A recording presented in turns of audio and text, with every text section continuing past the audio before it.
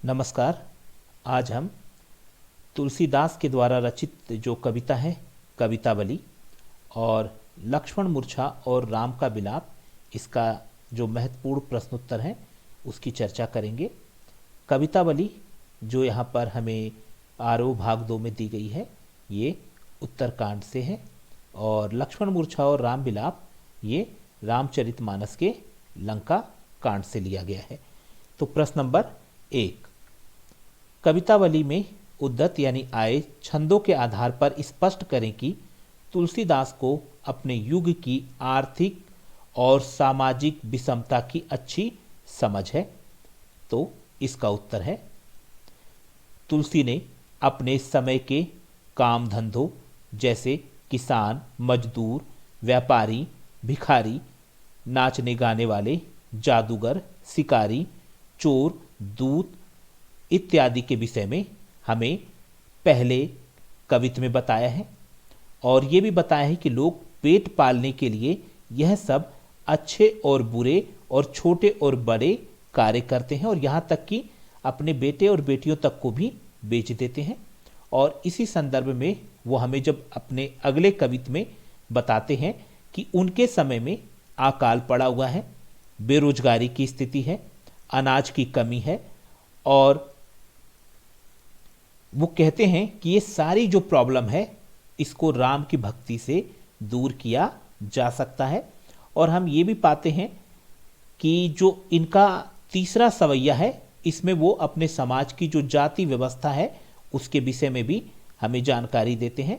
तो हम ये कह सकते हैं कि तुलसी ने अपने 2 कवित्व और 1 सवैया में अपने समाज की आर्थिक विषमता की जानकारी दी है, सामाजिक स्थितियों की जानकारी दी है और उनको अपने समाज की आर्थिक विषमता की अच्छी समझ थी। क्योंकि एक तरफ तो वो हमें अपने समाज के काम धंधे बताते हैं, दूसरी तरफ बताते हैं कि कृषि जो कि उस समय का मुख्य आर्थिक आधार थी उसके चौपट होने की वजह से अनावृष्टि के कारण बेरोजगारी बढ़ गई है और इसके अलावा गरीबी इतनी विकराल हो गई है कि लोग भुखमरी के शिकार हैं और अपने बेटे बेटियों तक को भी बेचने पे मजबूर हैं, एक दूसरे से काम धंधे के बारे में पूछ रहे हैं। और गरीबी की तुलना वो रावण जो कि 10 सिर वाला जो रावण है उससे करते हैं। अर्थात तुलसीदास का मानना था कि जो गरीबी है वो सभी बुराइयों की जड़ है, इसीलिए उन्होंने रावण से उस गरीबी की तुलना की है। तो उम्मीद है कि प्रश्न नंबर 1 आपकी समझ में आया होगा। प्रश्न नंबर 2 जो कि लक्ष्मण मूर्छा और राम विलाप से लिया गया है, भ्रात शोक में हुई राम की दशा, भ्रात यानी भाई के वियोग में, भाई के वियोग में हुई राम की दशा को कवि ने प्रभु की नर लीला की अपेक्षा सच्ची मानवीय अनुभूति के रूप में रचा है। क्या आप इससे सहमत हैं? तर्कपूर्ण उत्तर दीजिए। तो इसका उत्तर है हाँ, हम सहमत हैं। हम देखते हैं कि जो राम है वो अपने भाई लक्ष्मण को हृदय से लगाकर रो रहे हैं, उनसे उठने का आग्रह कर रहे हैं और कहते हैं कि मैं कौन सा मुंह लेकर तुम्हारे बिना अयोध्या जाऊंगा और तुम्हारी माता को मैं क्या जवाब दूंगा। तथा उनकी आंखों से लगातार आंसू गिरते हैं जो कि सच्ची मानवीय अनुभूति को दर्शाते हैं, क्योंकि कोई देवता नहीं रोएगा और मानव ही अपने रिलेटिव्स के दुख में रोते हैं और दुखी होते हैं। और ऐसे में राम जो कि ईश्वर हैं वो अपने इस जो ईश्वर होने के एहसास को भूल गए भाई के वियोग में और वो इस तरीके की बातें करते हैं, इस तरीके का प्रलाप करते हैं कि मैं क्या मुँह लेकर जाऊंगा तुम्हारे बिना अयोध्या, और पत्नी का खोना बहुत बड़ी बात नहीं है और तुम्हारी माता ने तुम्हारा हाथ मुझे पकड़ कर दिया था, अब मैं तुम्हारी मम्मी को क्या, तुम्हारी माता को क्या जवाब दूंगा। ये सारी बातें एक मानवीय अनुभूति के तहत ही हम देखते हैं और इसलिए हम सहमत हैं कि ये सच्ची मानवीय अनुभूति है जिसको कि भ्रात शोक में राम के द्वारा यहाँ पर व्यक्त किया हुआ दिखाया गया है। प्रश्न नंबर 3, शोकग्रस्त माहौल में हनुमान के अवतरण को करुण रस के बीच वीर रस के आविर्भाव क्यों कहा गया है? आविर्भाव यानी प्रकट होना या आना, कि करुण रस अर्थात सुख दुख का माहौल है और ऐसे में एकाएक वीर रस यानी उत्साह का माहौल कैसे हो गया। तो प्रश्न नंबर 3 का जो उत्तर है उसको देखते हैं। हनुमान के आने से पहले राम सहित सभी बंदर भालू रो रहे थे।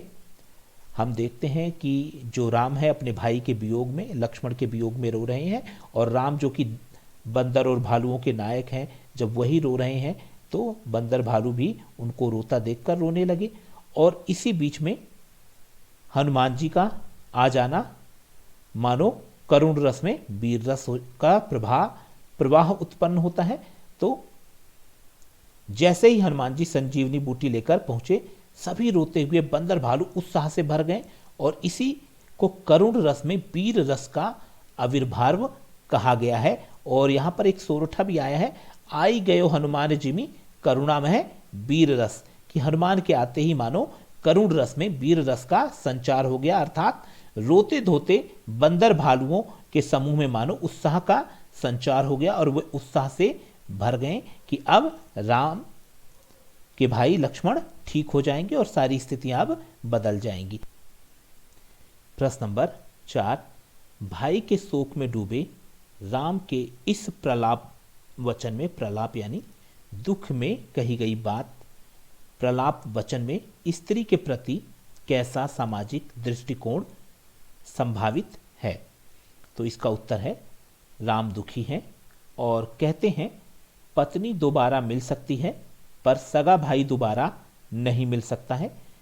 और ये बात हमें बताती है कि उस समय के समाज में स्त्रियों की स्थिति जो है पुरुषों की अपेक्षा निम्न थी और उन्हें दोयम दर्जे का समझा जाता था। आगे राम कहते हैं लोग मुझे ताने मारेंगे कि इसने पत्नी के कारण अपने सगे भाई को मरवा दिया, पर हम यह कह सकते हैं कि राम साधारण मनुष्य के रूप में ऐसी बात कह रहे हैं या ऐसा व्यवहार कर रहे हैं, और यह बात उन्होंने दुख या शोक की स्थिति में कही है, जबकि वह और स्वयं लक्ष्मण स्त्री के मान सम्मान की रक्षा के लिए लंकापति रावण से युद्ध कर रहे हैं, और स्वयं लक्ष्मण अपने भाभी के मान सम्मान की रक्षा करते हुए आज घायल हो गए हैं, मूर्छित हो गए हैं और उनके प्राण संकट में पड़ गए हैं। और राम जो कि अपने भाई लक्ष्मण के लिए वियोग कर रहे हैं, वो भी स्वयं स्त्री के मान सम्मान की रक्षा के लिए ही लंकापति रावण से युद्ध कर रहे हैं। और ऐसी स्थिति में हम कह सकते हैं कि ये जो राम ने बातें कही हैं दुख की स्थिति में कही हैं, और स्त्रियों के मान सम्मान की रक्षा के लिए ही वो वहाँ रावण से युद्ध करते हुए हमें दिखाई दे रहे हैं। लेकिन जो शुरू में बातें कही हैं कि पत्नी दोबारा मिल सकती है, सगा भाई दोबारा नहीं मिल सकता, उस समय की समाज की तत्कालीन व्यवस्था जो स्त्रियों के प्रति थी उसको कवि ने राम के माध्यम से प्रकट करने की कोशिश की है। तो हम उम्मीद करते हैं कि कवितावली और लक्ष्मण मूर्छा और राम का विलाप के जो महत्वपूर्ण प्रश्नोत्तर हैं वो आपकी समझ में आए होंगे। और यदि आपके कोई प्रश्न है तो वो आप कमेंट सेक्शन में जाकर हमसे पूछ सकते हैं। धन्यवाद।